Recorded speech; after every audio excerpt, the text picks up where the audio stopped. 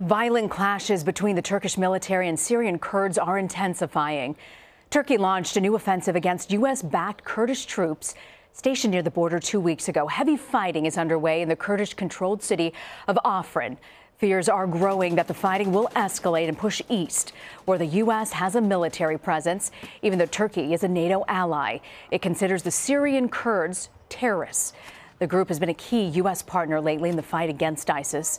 For more now, let's bring in James Jeffrey. He's a former U.S. ambassador to Turkey, Iraq, and Albania. James, thank you very much for joining us. I want to ask you first, though, to take us through the situation in northern Syria. What exactly sparked this latest conflict and what's driving it? Very briefly, the U.S., when it decided to get serious about fighting ISIS or Daesh, this terrorist group, found in Syria its best ally was an offshoot of the Turkish PKK terrorist movement, which is called the YPG. And it's with these forces that we have developed a strong anti-terrorist force in northeastern Syria that was fighting, as I said, ISIS, and is still fighting the remnants of ISIS. Turkey was very unhappy with this because it has been in a 40-year conflict with the PKK and sees, basically correctly, the YPG as the Syrian wing of this movement. However, Turkey understood how important fighting ISIS was to the U.S. It's also important to Turkey. So it allowed us to operate out of Turkey, out of bases in Turkey, even while complaining. Now the situation has shifted.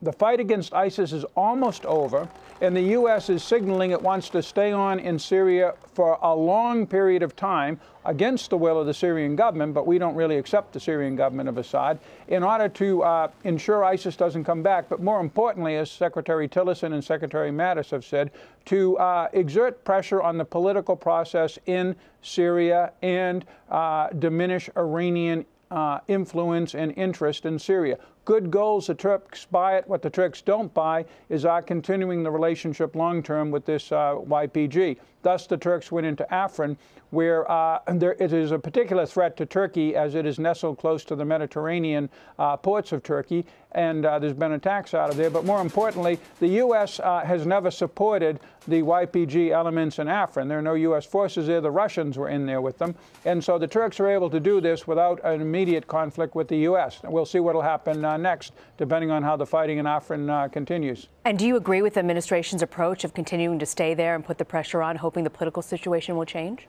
I do. The funny thing is the Turks do too. They just need to know what the limits of our support for the YPG, that is this Syrian Kurdish movement, is. The Turks fear that the YPG will exploit their relationship with us, basically to, in the long run, hurt Turkey. And the Turks don't know yet what our goals are long-term in Syria against Iran. And frankly, neither do the American people or the American Congress. And this has been an issue of contention with administration witnesses before Congress went on recess at the beginning of January. James, when you look at this, it's hard to ignore the fact that the Turkish President Erdogan, is up for re-election next year. How do you think that's impacting his new offensive in Afrin and also along the Turkish-Syrian border? Right. In fact, he might be up for election. He might move the elections forward to this summer. We don't know. It always has an effect because fighting this Kurdish movement, the PKK or the PYD, is a popular action in Turkey. Turks really, Turks of all stripes, including the very large Kurdish minority, in general, the Kurds are split, oppose this movement. So therefore what he's doing makes him look strong to the Turkish people, and it may be a reason why he'll move forward with the elections. Again, it depends on how successful he is in Afrin. Do you think that the alliance between the U.S. and Turkey can potentially withstand this conflict? How do you see all this playing out? First of all, it has withstood 3 years of U.S. close support and coordination with the PYD that led to the formation of a 30,000 to 40,000 strong force called the Syrian Democratic Forces, which are basically Kurdish-led. So it survived that. I think it will survive the Afrin thing because, again, there's no immediate American interest there. If the Turks miscalculate and decide to put pressure on the basic American presence with the Kurds to the east of the Euphrates and in an enclave in the west called Manbij, then there could be real trouble. But at this point, I don't see the Afrin operation causing real problems with the U.S. James Jeffrey, thank you so much for joining us. Thank you.